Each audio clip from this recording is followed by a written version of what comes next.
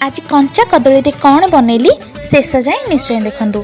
सकाळु सकाळु चकुली खाइकी kitchen घर को पड़े गली लंच प्रिपेयर करने। फ्रिज खोलिकी देखे तो परिबा नारे 4 खंड कदली पड़ी।